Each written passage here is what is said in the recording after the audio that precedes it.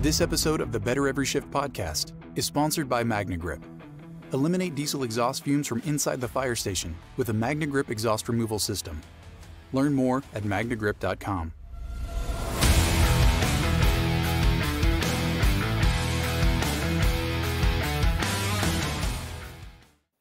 Hey everybody, welcome to the Better Every Shift podcast. I am your co-host, Janelle Foskett, the commander.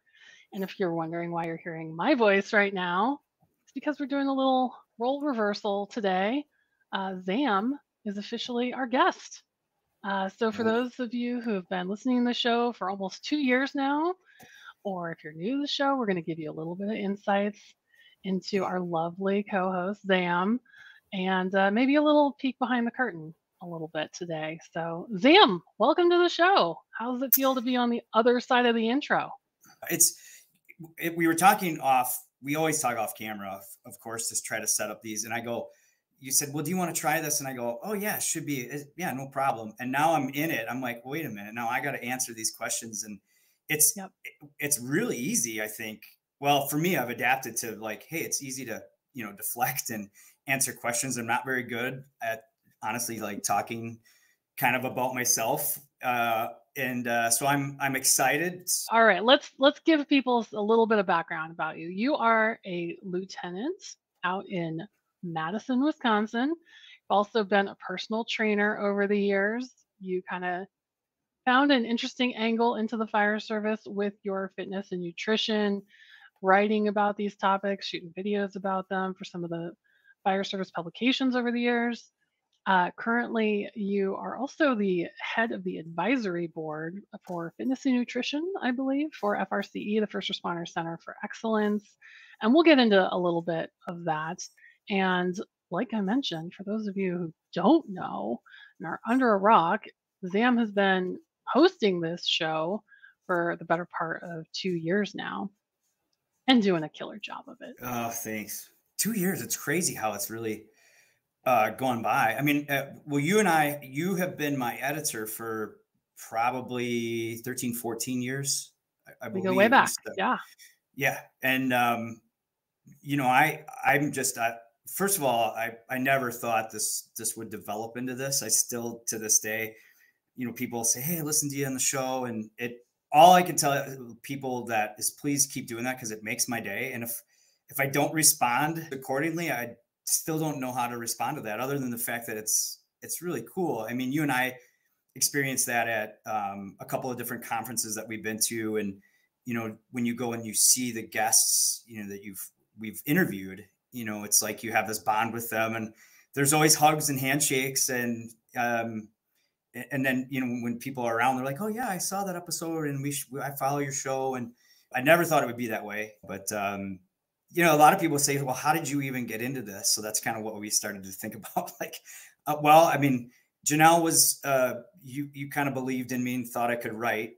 God love you for that. And never thought I'd be doing that, especially if you talk to my English instructor from high school. I saw him at a reunion and I said, I've been writing. I have I think I have almost 100 articles published through the years. And he just chuckled and he said, I knew you had it in you. And I was like, that's not what you told me in class. You told me I should go more towards Phi-Ed or something, Oftentimes from the editor's perspective, what we're looking for are the ideas and the energy and the passion. Like the writing skills are secondary because we can always bring that out. We can always help coach. And that's part of what we're trained to do.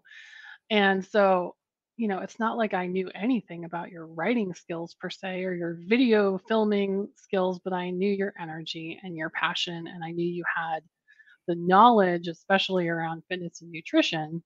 And then that also just, we got to know each other and become friends. And it was a natural fit for a host role here. I'm very fortunate to meet wonderful people throughout my career. And I think that's one of the messages that I've taken from all the different guests. There's always been someone in, the chiefs that we've interviewed or, the crews that we've interviewed or the individuals we've interviewed that they've always had someone believing in them and just giving them maybe the time they just didn't think they would have gotten. and that's really helped people develop. And I've been very fortunate to have people like you and Tim Sendelbeck and Jason Coy and Josh Waldo and Chief, Salka and Frank Lieb, and the list goes on, of people that have, taken time to, providing just insights into, the fire service and people and leadership. Randy Brugman is one of those. And so I think that's the cool part about what I've been able to experience. And then I've really had the opportunity within, my career, to do that. It started with fitness and nutrition. And, I tell a lot of people when I first got in the fire service, and I say this when I present, I'm like, I'm not a good firefighter. I'm not gifted physically. There are some people that can really do the job because they're just better. They just naturally get the motions and do a great job. I'm not. I'm like, I always say I'm Rudy. I have to work really hard and to do the job. And, I think over the years, like I worked on developing just fitness programs and protocols that help me stay up with those people. And then, with stamina, then I always try to say, hey, second bottle, look for me, because I might actually be ahead of you a little bit. So that's kind of how I started with the fire service. I was in fitness. There was a sign out for, join a volunteer fire service. And the first person I came in contact to was Captain Tim Gertz. So Gertz, and he's been a mentor of mine as well. He was from Wisconsin. I was living in Minnesota, and we bonded right away over, the Wisconsin thing. And he kind of took me under his wing. And from there, I just thought, God, if I could do this as a career, this would be great. And then went back home got hired in Madison, and then was able to combine just the fitness with the fire service. And someone said I was the OG of like functional fitness for the fire service, because I've been doing it for 15 years. So that made me feel kind of cool in a way, a little old in a way. So I do want to go back though, because you've got an interesting origin story with the fire service. You started later in life than most firefighters, I think. But am I correct that you were 36 when you started? Yeah. I was volunteer at age 30. I joined. Okay. And then, just thought, God, if I could get back home. My brother had his first son, so my nephew was born, and I was away from home, and I just thought, sometimes it's good to get back. And the true reality is that my parents had season tickets to Badger games. It all comes back to the Badgers. I remember one day I was sitting there with them, and we're in the stadium, and I looked down, and there's Madison Fire Department, and I just thought, man, how cool would that be if I could be that person someday? Like, be a firefighter in this town. My parents would be in the stands, and they kind of go, yeah, there's my son. He's the one getting in trouble down there with the whatever, But, and then, fast forward, 12 years, that actually had happened, where I was in the stadium and my parents were at the game. And it's just, that's really kind of where I thought, oh, maybe I can do this. But I was old. I was 36 when I got hired full time. So going through academy at 36, 37, and now I'm over 50. So I've been in, almost 14, 15 years there. So it's been a crazy, crazy ride. And that's why I think from a recruitment standpoint, we all have to remember that not everybody understands that firefighting, is a career. I wasn't raised in a town where we had career firefighters. Never, ever dawned on me until really I was like, in that stadium, and I saw that and started to ask some questions about it. So for those listening, maybe one takeaway is that there's always an opportunity to promote the fire service, whether it's on call, paid, or volunteer, or the career, because a lot of people don't understand that. Someone just sent me an email the other day, thanked me for just kind of giving them some insights into the fire service. They were asking for a project, and they said, I missed my calling. And I sent them a text back. I said, no, you didn't. I said, go.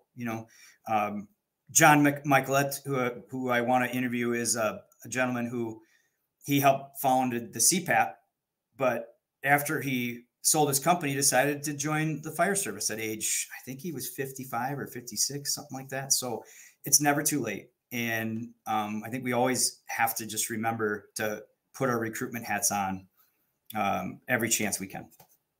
So going back to the academy? What was it like being the 36-year-old, probably surrounded by 20 somethings? Yeah, there was a couple guys. I call them kids. They were like 19. We had a couple people that were older than me that were in the academy also. It was just a different mindset. Like one of the hardest parts was taking tests again. It sounds stupid, but like I wasn't used to reading and taking multiple choice tests. And so that was one of the adjustments. And then just, I was I felt pretty fortunate because I understood the physical side a little bit better. Yeah. But even that, my eyes were opened. I thought I understood it. I had some advantages, but really didn't understand the whole totality of what the job required. So there was a lot of bumps and bruises. Our training academy did a pretty good job of not only pushing us, but they also, provided some days where we could rest and recover. And then you just kind of learn some of the tricks, but it was obviously a mind shift. I didn't do very well the first 3 to 4 weeks.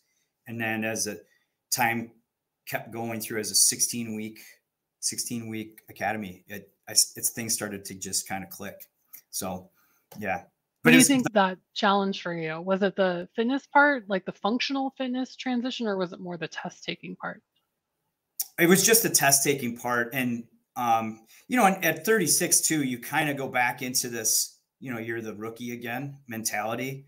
And you just have to have an open mindset. Like, we're all people and we're all humans and adults. And even though they're like, yeah, you got to empty the trash every morning. Like that's just part of, sometimes a rite of passage. And I was at that point too, I was really happy to have that opportunity because I really started to think this is really where I needed to be.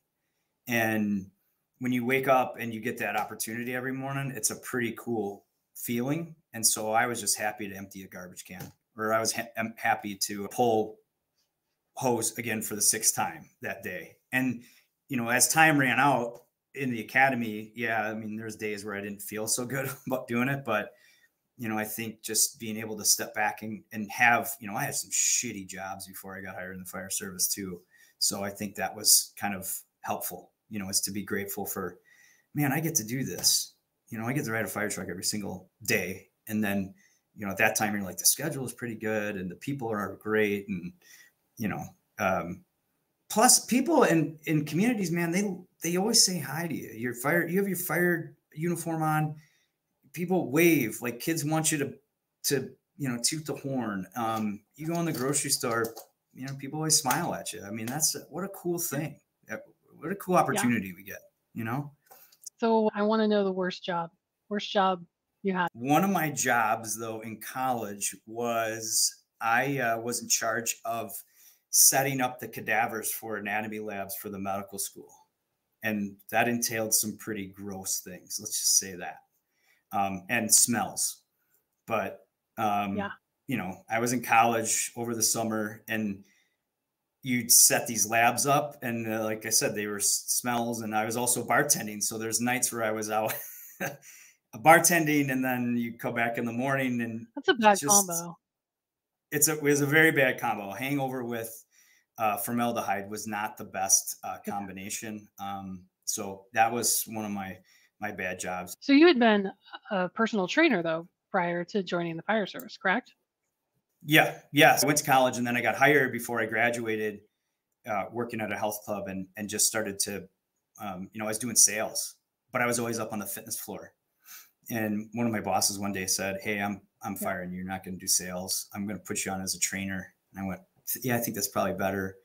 And so I was doing that, and I had started to work with some pro athletes, and really started to work with college athletes. And it was a very large health club chain in Minneapolis. So I was really fortunate to have people come into and give me a really good education. I got there when personal training just started to really be discovered as a revenue stream, as a business.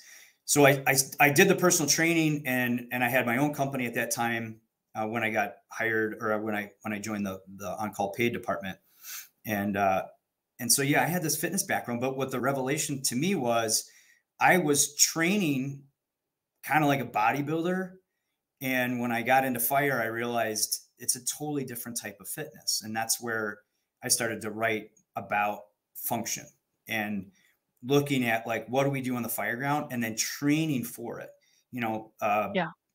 Doing tricep push downs and leg presses are great to build strength, but sometimes that doesn't transfer to, moving through different planes of motion and carrying heavy stuff. And so that's what kind of got me to think about the functional fitness side of things. And I just started developing my own programs. And that's when I started writing, and I sent in a couple of different articles to you and to Tim, and lo and behold, there you say, yeah, you might be on something here, son. And then that just really developed. And to be honest, like you've probably heard me say this, now that we're in it for 15 years, and I'm doing some work with some other great organizations. I get to work with FRCE, the First Responder Center for Excellence, as their health and fitness and nutrition advisory. I've always been the first to say, 4 or 5 years ago, I just used to always say, hey, just get working out, just get moving, do something for your body. Looking at the research, talking to a lot of people that we've been fortunate enough to talk to, look, it's more than that. And I kind of missed the boat. I think fitness, and we've done, great webinar in the Healthy 10, where you said it's the totality of what you eat, how you work out, how you sleep, how you recover, how you handle stress, and even relationships. Like what we do in the fire service and as first responders in general, fitness is only one real aspect of it. And it used to be what I thought was the be all end all. And I apologize to a lot of people now when I present. I say it's not. It's a one little part of a big picture. And again, I've been really fortunate to start meeting people and doing more research, and so now I get to do some presentations and speak through FRCE, and we talk about how everything plays into it, and how it really can help develop people personally, but also I think how it can change the fire service once we start to realize everything from cancer, PTSD, diabetes, obesity. It's a section of fitness, nutrition, sleep, stress management. All those things play into it, and so that's kind of where I've been really fortunate to now go out and speak and present. And I was just at FDNY presenting there, which is very overwhelming. Orange County Fire Authority, getting to see Chief Fennessy. At FDNY, I saw Chief Downey, and Chief Lieb obviously was there, and going to Urbana, close to Chief Keegan and Chief Lane, and it's unbelievable. I also really am passionate about that side of things, because I'm starting to see how that can make a really big impact. I don't think there's any part of you that needs to apologize for anything, because the fact of the matter is, 10, 15 years ago, there was such an attention on cardiac issues in particular, that so much of the focus was on fitness and heart health, as it should be, of course. But I think it was a first step in, and now we know so much more than we did in terms of just the overall impacts of the totality of health. There's so many other little pieces, but I think that was an important first step to really, really hammer home. And you were an important part of that. And I think you've said at conferences a long time ago, you were like the only one on the agenda speaking to the fitness and health side of it. And now you go to a conference and there's so many, and on such a wide variety of topics, stress management, sleep, whatever, all these different topics that all connect in with more of a holistic approach to health and wellness. So, I say kudos to you for getting that ball rolling, and several of our friends of the show as well, Dan Kerrigan and Jim Moss, and a handful of people who were talking about this back in the day. And it's important. And I just appreciate that you've continued to look for opportunities to share that message, like with FRCE now. So can you tell me like a little bit about what you were doing with FDNY and what that was like? So, well, thank you for that, by the way. I will tell you a funny story first before I get into FDNY. One of the first meetings we had for, I was on a conference board where we were setting up the curriculum, and I walked into the room, and there's Chief Salka, and there is Chief O'Brien, and there's all, chiefs from some of these very large departments, people that I read all the way through, academies, and I was just, and they were all in their nice kind of like shirts and Chiefs attire. And here I walk in and I had sweats on. I was a fitness guy. And I tell the story. I sat down next to Chief Salka, and he's just like, hey, how are you? Where you from? Whatever. And like 5 minutes in, he's like, hey, how do we get a movie on this iPad? And like, people didn't really know why I was there. Chief, I tell him the story. I said, I think you thought I was the IT guy. And he laughs and he goes, no. But it really was kind of a culmination then of like, the next day we started talking about health and fitness, and all the eyes went, oh, that's why this guy is here. But every single person in that room just supported it. Like right from the start, I said a couple of things about really where we needed to go. And then from that point on, like Chief Salka was one of my biggest supporters. He said, hey, you're right about this. He's like, and you're right about us trying to set the example. I'm going to lose some weight. I'm kind of a fat guy right now. He's like, I don't like being it. And he lost like 45 pounds. And we did these morning workouts, and he was out there. And, I always remember that also. I mentioned when we started the show just about an opportunity to make an impact on someone. And that not only being invited to that meeting, but then to get a response like that just continually drives me to this day. It gives me a little bit of chills, actually, just because of that type of support. And, fast forwarding it now, we've had Chief Lee on the show actually twice, and he's due to come back again. And, behind the scenes, we've had conversations, and he took over the reins of the FRCE this year. And he said, hey, I want you to come on with me and work some of these programs. One that we're working on is a functional fitness and wellness seminar.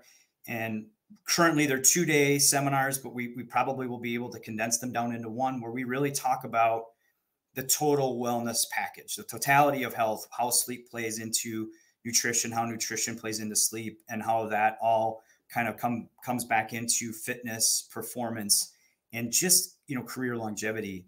And so one of the seminars was in Gilbert. One of them was at FDNY. Again, we be in Orange County, and at FDNY, we were at the training center, and I think we had about 65 to 70 people there. We went through, the 2 days, and I'm just the MC kind of. I do a little bit of stuff about functional training, but we have some of the best sleep experts in the business, Dina Ali, Ann Germain, Dan Kerrigan was there with us, Megan Lotz, some of the best people on nutrition. We've teamed with National Academy of Sports Medicine, and we have a master trainer, Ken Miller, who has just been an unbelievable asset to this. And from there, we've developed a curriculum, and now we're able to get out there and present it. And the amount of support and people that want to be a part of that is kind of overwhelming for me. Like, it confirms that we need to talk about this stuff the way that we are in these seminars. Met Chief Downey from FDNY, and he had some really, just some really neat things to say about it. He said, we get some of these presentations, I never sit for them. And he said, for 2 days, I sat here and was nodding and was engaged and, really believed in what you guys were saying. And so that was really kind of a cool thing. And in my head, unfortunately, like, I hear that and I keep thinking, oh shit, we got to make this better. Like, we can do this, or I can do that, or, I can get Jon Stewart to do the intro, and I can get The Rock to come in and do like a cameo, like, I keep thinking about how we can make bigger impact with it. And, and that's kind of a blessing and a curse, but it was a career highlight to stand on the stage. And then, they gave a tour of the training center, and then Chief Lee coached me into doing, there's pull-up bars that are there on the academy. And then they're between some beams on the towers that came directly from the towers. And so recruits get to do pull-ups. And so, got my old bones up there and did some pull-ups, and Chief Lee yelled at me and said he wasn't going to count a couple of them. Yeah. So, but what an unbelievable experience that was. And I still don't really know. Like I said, some of these things are happening so quickly, and it's one of those things that, you know, I'll look back maybe sometime at the end of this year and go, holy cow, like what a ride. Unbelievable. Breathing in diesel exhaust fumes is like walking into a fire without a mask. Protect yourself with MagnaGrip, the easiest, most reliable exhaust removal system that features a true 100% seal to eliminate diesel exhaust fumes in a snap. Visit magnagrip.com to download MagnaGrip's free grant guide with expert tips to solidify a grant for essential safety equipment, such as MagnaGrip's exhaust removal systems.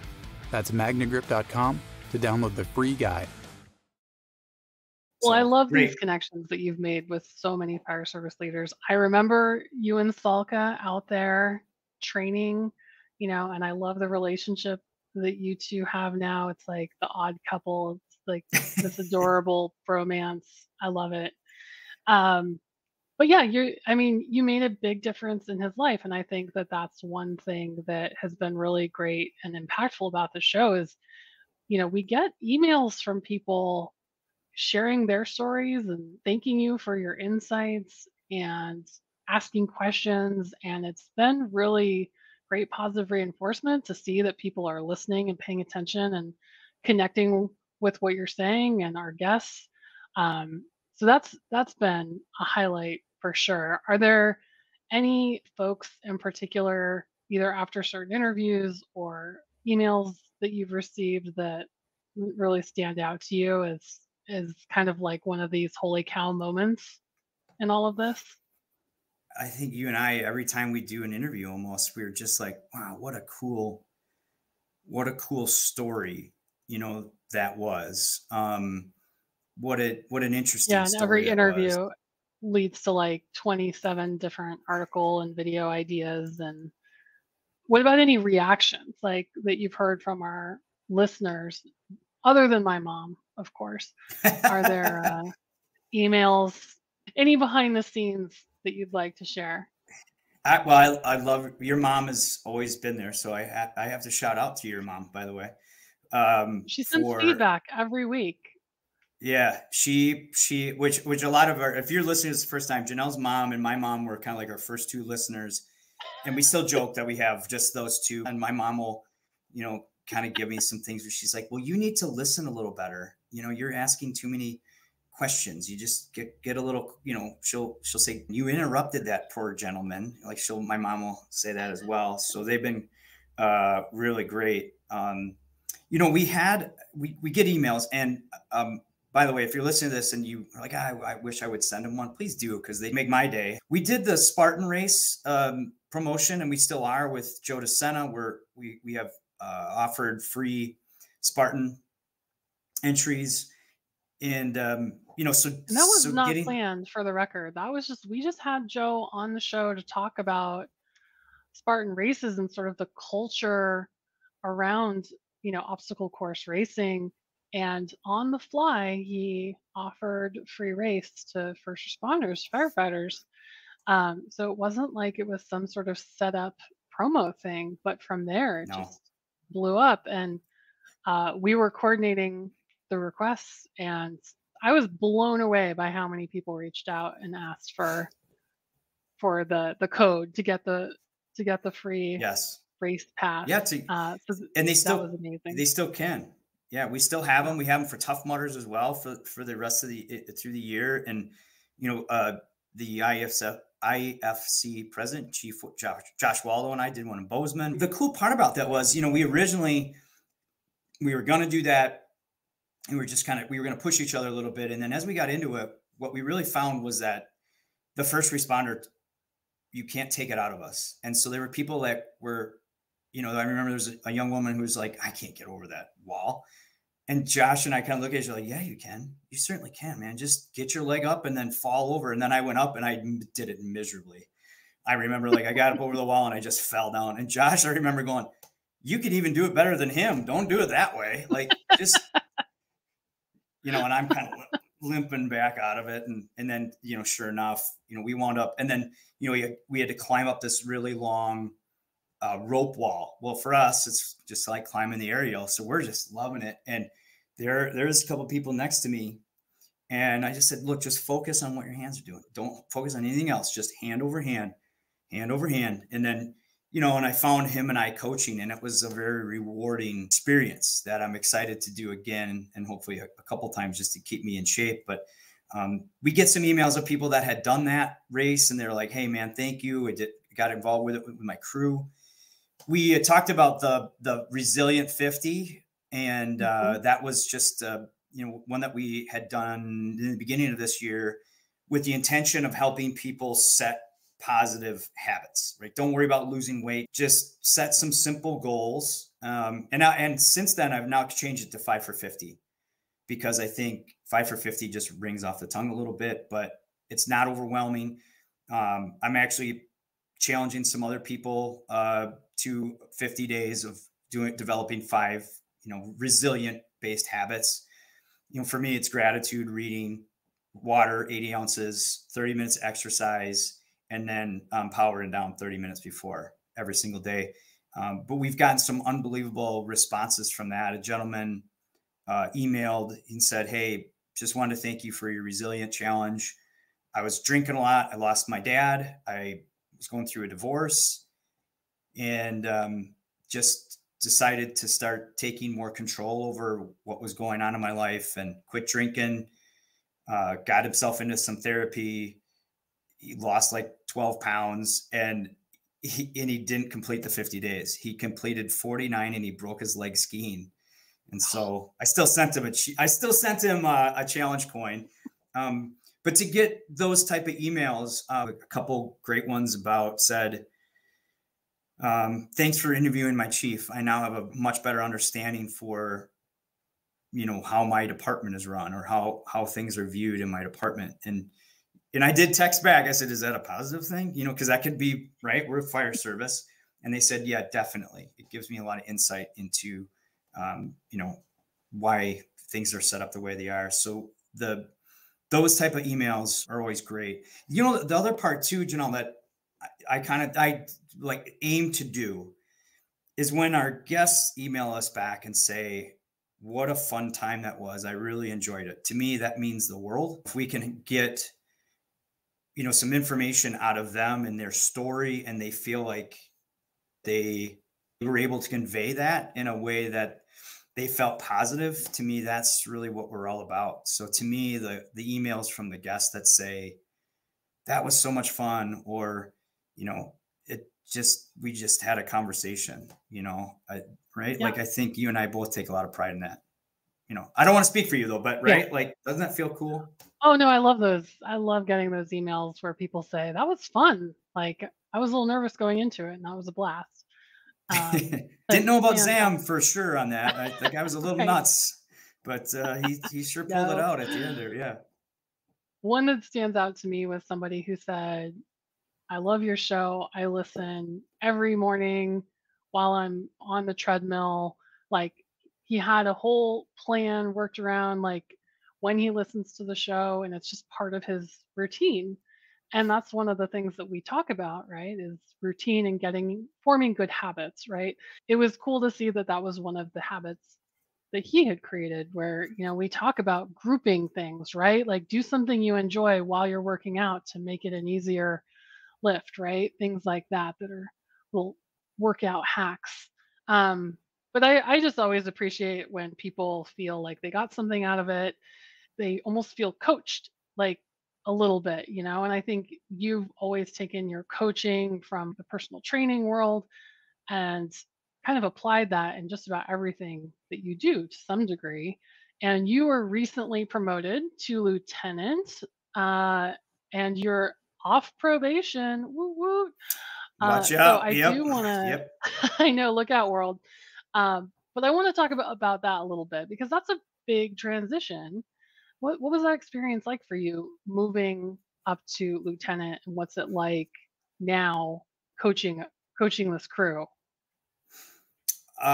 So yeah, I wrote for lieutenant. I made the list, and I went through, like, we go through obviously an academy for officers, and that was over 3 years ago. So then I was on the road for quite a few of that time. And then I got assigned, a year ago, and, now I have my own engine company, number 5, Pride of the East Side, by the way. Yes, I got to give a shout out to that. It, to be honest, like, this show has helped me tremendously. And remember when we first started this, I say this to this day, there's probably going to be someone who's going to be more charismatic and more knowledgeable. And you guys can replace me anytime you want. But I look at every time I get an opportunity to get someone in front of me that can give knowledge or motivate with a story. Like, I honestly look at if I can personally take something out of it, I hope other people can too. And so I've taken a lot of the lessons that our guests have given us and, basically stolen and then used them, in my crews for drills and or conversations. So for me, it's just been a great way to apply what I learned from our guests. And full disclosure, Chief Brugman, who lives close to me, has did a ride along with me for about 6 hours one day, and it was just a pleasure. He signed the forms, everything was legal, so he could do the ride along, and so he was in the back just chumming it up with the guys. And my crew has always been really supportive. I was on that crew before and then came back to them as an officer. So that transition made it really, really easy for me. There's some days where I feel like I don't do anything for them other than just hopefully they feel like I'm there to support them. And that's hard.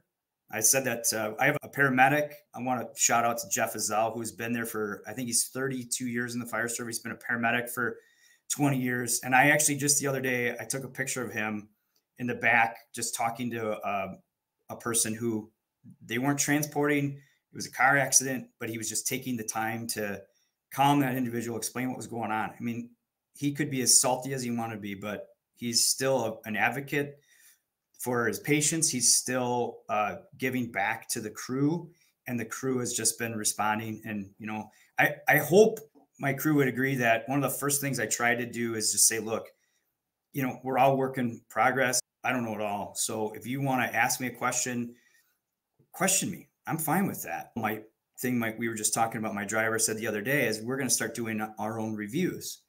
And I said, well, maybe we should do them almost as a crew, about what's one thing that we like about that individual. It's one thing we want them to try to improve on. But we can do it in a real kind of, I guess, not a protective atmosphere, but in an atmosphere where people don't take things personally. Right. Because they can come back at me and say, Zam, you don't know, your first ins aren't the best. And I would say, you're exactly right. But that's why I'm working on them. So I think the first thing I had to do when I got into that position is just realize there's so many smart, talented people around me. So embrace that. And then just try to be as genuine. Like, I think one of the best pieces of advice that I got from one of the lieutenants that had retired was, just stick up for your people, be there for your people, but if and the other side of that is if they're messing up, you also have to be the voice of reason to call them out. And, and I think people have to be open to that, but the delivery is what really needs to be that's a really important side of it. So I've learned so much on that. Sometimes I don't get it all right, but, having people like Randy Brugman in your backyard who comes and rides along with you. Or, one day I had Chief Leave on the phone, and I was like, hey, Chief, I got to do a drill for my crew. What do you want to, you got any advice? And, anything. He just said something about, well, just go just go drive around and find 2 buildings and have someone do a first in on them and then talk about the hazards. I was like, oh shoot. Yeah. So that's what we did. Yeah. It was great. So still a lot to learn. I'm not comfortable in that position, but I'm okay with that. So, well, on that note, let's, you gave a couple right there, but let's do what are the 5 things you've learned since becoming a lieutenant? What are your top 5 lessons that you would give to other new or incoming lieutenants? I think the first thing is that you need to listen. It's a skill we lose track of. And to be honest, that's one thing I've really had to focus on being the host of the podcast, is to really, really, focus in on what people are saying, not just like hearing it, but listening to it, and make sure everybody understands that they have a value and that I value them. And so listening would be the first thing. The second thing is just be really clear about expectations, just upfront, like, hey, this is what I expect. And there are times where there's like a gray area, right? And I think there's a lot of times where people in leadership, there's an opportunity there to set the expectation or have a good conversation. I try to take advantage of that and not go behind and talk about it, to somebody else. I mean, my dad always told me, he said, if you're going to talk about somebody behind their back, you better tell it to their face first. And I think, that goes in with expectations. If this is what my expectation is, and we didn't meet it, is there something that I didn't communicate to that person? And maybe that's part of the issue. But if we don't have that conversation, nobody ever gets better. And then, I think so that goes into the third thing, is if you're really upfront with your expectations, if you're listening to people first, you set your expectations. And then, the third thing is communicate with people and don't the backstabbing shit that, you see sometimes. I don't have time for it. I'm too old. And so, I just think, if I'm going to say something about you behind your back, I'm going to say it in front of you first. But sometimes the tone has to be different. But I expect that with my crews. If you're having problems with someone on the crew, try to have adult conversations with them first, and just talk to people like we're all human. Sometimes we lose track of that, whether they've been on for 2 months or 25 years. You see that, like, someone's been on for 2 months and they talk about them like they're not even in the room. And that bothers me a little bit, especially if they understand and they have good work ethic and they're really contributing and doing all the things they should. Like, I just think that we should be acknowledging we're all freaking human, So yeah, don't talk crap about somebody behind their back. Just have conversations with them. And those are critical conversations, because I think you can establish that you do listen and that you do care. And 2, you can reestablish your expectations at that point, right? Like it's a great opportunity. The fourth thing I would say is be the example. So if I want my crew to be in shape, I'm going to make sure that I'm in shape. If I want them to really set up their mental health, then I'm going to tell them, yeah, I went in for my counseling session,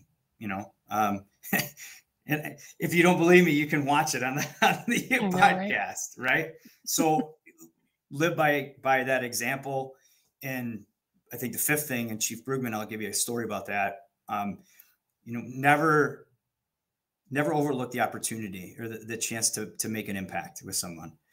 The people believed in me, and they at least told me that. And, I think sometimes if somebody does something good, just tell them. You have no idea how that will impact them. So Chief Brugman he rode with us, and he had really great conversations with the crew.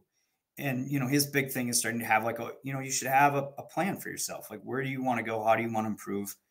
And, and really evaluate. And then, obviously bring in other people to help support that. And he was the crew had some great leadership related questions to him. And so he ate lunch with us. He really bonded well. He took a picture with the crew, and then he had coins, and he gave everyone in the crew a coin. Well, that afternoon he left. He texted me. He said, "Hey, Zam, can you check with your new firefighter? I think I did not give him a coin and shake his hand." And I went, "It's not a big deal." I said, "Don't worry about it." He texted me back. He said, "Please check." I went to my firefighter, and he's like, "No, he's like, everybody was there, give him hugs and stuff. And I didn't get one." And 20 seconds later, a text and said, "Please read this to him." And Chief Brugman apologized. He said, "I really, really want to make sure you get a coin and shake your hand." And I understood, like, Chief Brugman had the opportunity and he felt like he didn't take advantage of it. Well, guess what happened? 2 days later, in the mail came an envelope with a thank you letter, an apology, and his coin. And I just, to that day, to this day, like, that's how you make an impact, something Yeah. like that. And, you know, my new firefighter, Nathan, was like, well, that's pretty cool.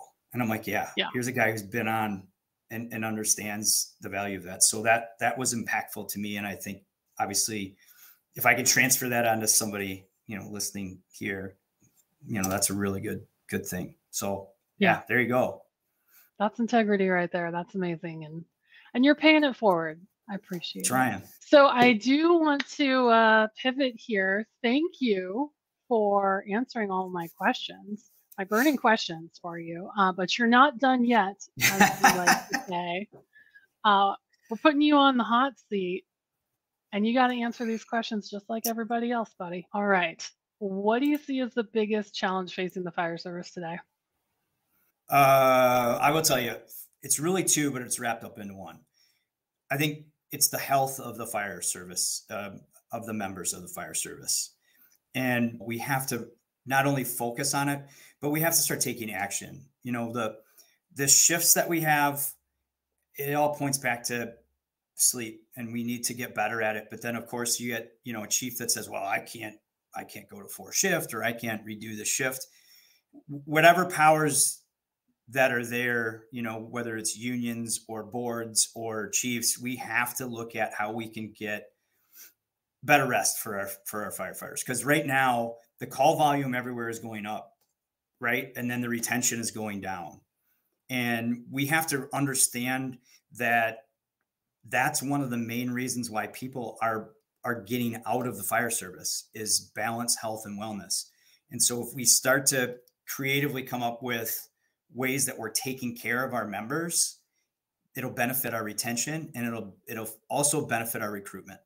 Because this next generation that's coming on, they have opportunities outside of the fire service to serve, and that they feel like they're providing service. But when you throw all the other health issues along with it, I mean, hey, why would anybody want to do that? So we have to really focus on solutions for our current members, and then understand that we need to market that and transfer to help recruit new members. And so, you know, health and wellness wise, everybody needs to be able to get an annual medical. We need to be doing cancer screens. And that should just be part of the job. You know, whether or not admin or whatever needs to know about it, I think first things first. Every firefighter in the country should get, you know, an annual cancer screen and an annual medical, and it should be paid for free. Like, that's what I believe everybody needs. And then I think every single year you need a counseling session, if not more, for family members. And then the other part of that is, when someone joins the fire service, we need to make sure that we first and foremost start to inform the family about what it's going to take, and ways that we can all work together to help create, you know, a more fit and healthy culture. Because, you know, one of the cool parts about being able to travel around and talk about sleep and fitness, functional fitness and nutrition, is overwhelmingly people are like, I understand this is great. But then when I go home, how do I tell my significant other that I need a nap? Or how do we set that up in the home setting, you know, and even with nutrition. So if we can start to provide education for the family also on it, I think that's really the key. So there you go. Yeah. There is your biggest problem and a solution. And it all comes back to the totality of health, like you said, and a lot of the things that you talked about with the tips for new lieutenants, I think apply to that as well. You know, it's about setting expectations, leading by example, listening, communicating. So much of that could be applied to the health aspect of our jobs, whether or not we're talking about with our own supervisors or our families at home, frankly, as well. So good points. What is the biggest challenge you have overcome recently? The list is long. I haven't overcome. I'm a work in progress, as my shirt says. You know, I'm not very good at divulging personal stuff, you know, so I'm working on getting better at that and communicating, kind of own personal thoughts and feelings about things. And I think, with family, it's and traveling as much as I have, the last couple of months, for me, it's just maintaining balance. And so I don't feel like I work. I really don't. Like I said, I'm super grateful and I feel blessed that, this doesn't seem like work to me. You're traveling and getting to speak in front of a group of passionate firefighters or members of the fire service, man, that's just a treat. And so I got to remember, though, that that's really great, but then I still have to dedicate time to my crew and to, family and even like my own personal development. I'm like I said, I'm very fortunate, but like a lot of times, this podcast helps me develop personally. It's kind of a win-win. Conferences, I get to develop personal. So I just have to make sure I continually maintain my own balance. And there was a point a couple months ago that I just said, no, you gotta get back at, doing things that got you to that point. And, I just mentioned I'm doing another 50 days right now, and I have 5 things. And so those 5 for 50 have really helped me kind of reset and get that balance. Okay, Zam, who's been the biggest positive influence on your fire service career? Oh, geez. Tim Sendelback, you, John, I mean, we've mentioned a lot, at a personal level here, like Deborah Mesco was one that hired me, chief, or from Lieutenant Carilla to the driver that I had there. And then, Lieutenant Olson, who I had. So I've had some unbelievable lieutenants that I've in my own personal, department. When I grew up as a kid, I had a coach across the street, Coach Stobrel. And, my neighborhood was always really supportive. So there's tons of people there, tons of great coaches. But I think the biggest kind of influence has just been my mom and dad. They always were working, but even though like I never felt like I didn't get any opportunities as a kid, like I remember my dad would come home, we'd play baseball, he'd go up and he'd coach, and then he'd go do second shift and he'd work from like 8 to midnight, and then he'd be home, but I'd be in bed, and then he'd wake up at 6 and he'd work his first shift job, and then he'd come home and eat, and then it'd be something for my brother and I. And I mean, I never felt like they weren't around. My mom always worked full time too. So they were really influential in just building work ethic. And, I think even today, like there's some things, I get an opportunity to we're going to go do the Lambeau Field climb. And part of that is a tour. And I'm bringing my mom and dad. And I brought my mom and dad. We used to go to Nashville for a conference, and that was their Christmas gift. I bring them down to Nashville. But they're great. Like athletically, not the best, but personality wise, they taught me, just how to treat people and how to work. And so they're pretty crazy. They're fun. A funny story about my mom and dad. I did take them to Nashville for a conference, and the Packers were playing on Thursday. So I go to the Nashville conference. I'm presenting all day, and I'm getting text messages from them. They're like, yeah, come meet us. We're at, this Luke Bryan's bar. Well, my mom and dad wore at the time, Aaron Rodgers was a quarterback. So they had matching Aaron Rodgers jerseys. And I come up to the bar, and my dad knows half the bar. No, my dad is a real quiet, kind of introverted guy. Doesn't like, big crowds. He's just like, hey, you know what? This place is awesome. If you wear an Aaron Rodgers jersey on a Packer game day, you don't have to buy a drink all day long. So here my parents are just have all these friends there, and I walk in and, everyone's like, hey, this is my son. He's a firefighter guy. He's here. He brought us here. And it was, I'm like, what in the hell? I had to take my parents home from there, but we had a blast. So You had to drag them out. I had to drag them out. And, that's a great trait. I think I kind of got at times. You can relate to that because you've had to follow me around at some of these conferences. So I've had to drag you out of some places. Yeah. Yes. So wonderful people from the standpoint of just establishing what's really important in life and lead by example. So love them to death. That's awesome. Good people. Good people. All right, Zam, let's bring it all home here. Now, I know you're working to get better all the time, and this is always a focus for you. But I want to know your number one way that you are working to get better right now. Oof. Balance.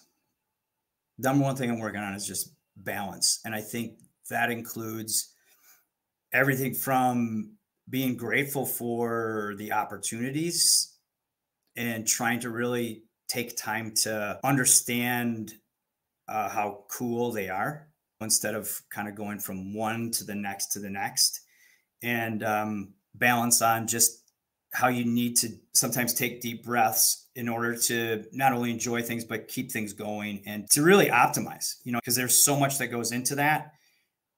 But if you're trying to be the best person, that you can be, and granted, I fail probably every single day, but I think it's the motion, right? If I'm putting in the effort to try to be a good lieutenant, good person, to me, that's important. To be a good son, to be a good partner, to be a good podcast host.